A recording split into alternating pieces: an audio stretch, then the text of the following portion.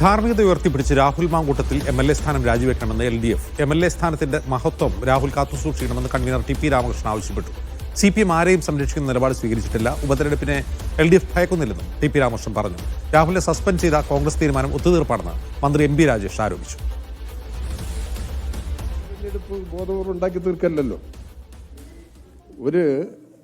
ഒരു സമൂഹത്തിൽ മൂല്യം ഉയർത്തിപ്പിടിക്കേണ്ടുന്ന ഒരു വ്യക്തി ആ മൂല്യങ്ങളിൽ നിന്ന് പുറകോട്ട് പോയിരിക്കുന്നു. ജനങ്ങൾക്ക് ഒരു കാരണവശാലും അംഗീകരിക്കാൻ കഴിയാത്ത നിലപാടിലേക്ക് അദ്ദേഹം എത്തിച്ചേർന്നിരിക്കുന്ന ഒരു നിയമസഭാ സാമാജികൻ. അപ്പോൾ സാധാരണ നിലയിൽ അത്തരമൊരു പദവിയോട് എന്ത് നിലപാട്? ഞങ്ങൾ സ്വീകരിക്കുന്ന നിലപാട് ഈ പദവിക്ക് പ്രാധാന്യം നൽകണം. അല്ലെങ്കിൽ ഇദ്ദേഹം തെറ്റ് സമ്മതിക്കരുത്. രാഹുൽ മാങ്കൂട്ടം വാചകത്തിൽ തെറ്റ് സമ്മതിച്ചോ ഇല്ലയോ എന്നുള്ളതല്ല പ്രശ്നം. യൂത്ത് കോൺഗ്രസിന്റെ പ്രസിഡന്റ് സ്ഥാനം രാജിവെച്ചതോടുകൂടി അദ്ദേഹം തെറ്റുകാരനാണെന്ന് സ്ഥിരീകരിക്കപ്പെട്ടിട്ടുണ്ട്. അങ്ങനെയുള്ള ഒരാളോട് കോൺഗ്രസിന്റെ നിലപാടെന്ത്? അതാണ് പ്രശ്നം. കോൺഗ്രസിന്റെ പ്രാഥമിക അംഗത്വത്തിന് പോലും പറ്റാത്ത ഒരാളെ MLA ആയിട്ട് ജനങ്ങളുടെ മേൽ അടിച്ചേൽപ്പിക്കുന്നതിന് എന്ത് ന്യായീകരണമാണുള്ളത്? അത് കോൺഗ്രസ് നേതൃത്വം വിശദീകരിക്കണം. കോൺഗ്രസ് നേതൃത്വം MLAയുമായി ഒത്തുകളിച്ചിരിക്കുകയാണ്. MLA സ്ഥാനത്ത് തുടരാൻ ഉള്ള സൗകര്യമൊരുക്കിയിരിക്കുന്നു.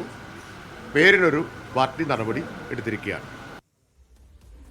സെയ്ഫ് സൈനുലാബ്ദീൻ തിരുവനന്തപുരത്ത് വിവരങ്ങളുമായി. സെയ്ഫ്, ഈ വിഷയത്തിൽ ഇനി LDFന്റെ നീക്കം എങ്ങനെയായിരിക്കും?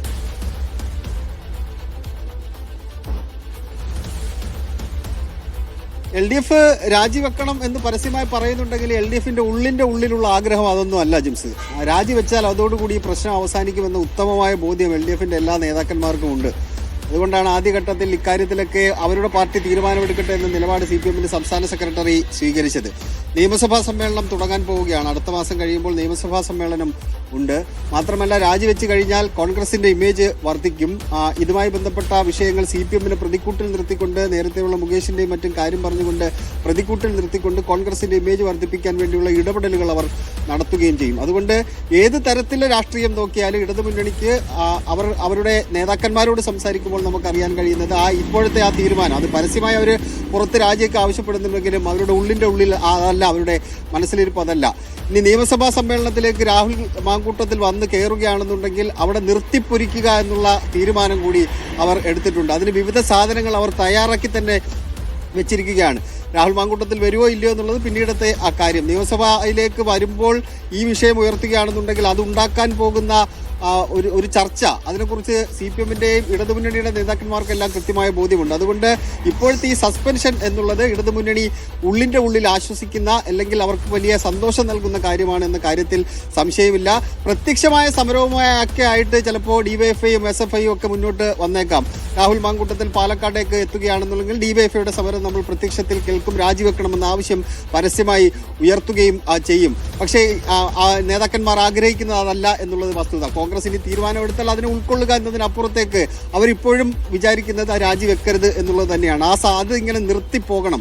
ഇപ്പോഴത്തെ ഈ വിവാദങ്ങൾ അടുത്ത നിയമസഭാ തെരഞ്ഞെടുപ്പ് വരെയെങ്കിലും, അല്ലെങ്കിൽ തദ്ദേശ തെരഞ്ഞെടുപ്പ് കഴിഞ്ഞ് നിയമസഭാ തെരഞ്ഞെടുപ്പ് വരെയെങ്കിലും ഇടയ്ക്കിടയ്ക്ക് അതിങ്ങനെ ഉയർത്തിക്കൊണ്ട് വരിക എന്നുള്ളൊരു രാഷ്ട്രീയ തന്ത്രമാണ് ഇടതുമുന്നണി പയറ്റാൻ പോകുന്നത്. വരും ദിവസങ്ങളെല്ലാം നമ്മളത് കാണുകയും ചെയ്യും. നേതാക്കന്മാർ പരസ്യമായി രാജി എന്നൊക്കെ ആവശ്യമൊക്കെ മുന്നോട്ട് വെക്കുന്നുണ്ടെങ്കിലും ഞാൻ നേരത്തെ പറഞ്ഞതാണ് വസ്തുത. അവർക്ക് രാജിവെക്കണമെന്ന് യാതൊരു ആഗ്രഹവും ഇല്ല എന്നുള്ളതാണ് പ്രധാനപ്പെട്ട കാര്യം.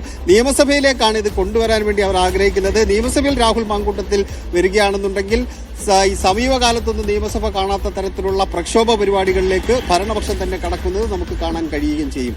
അജിംസ്.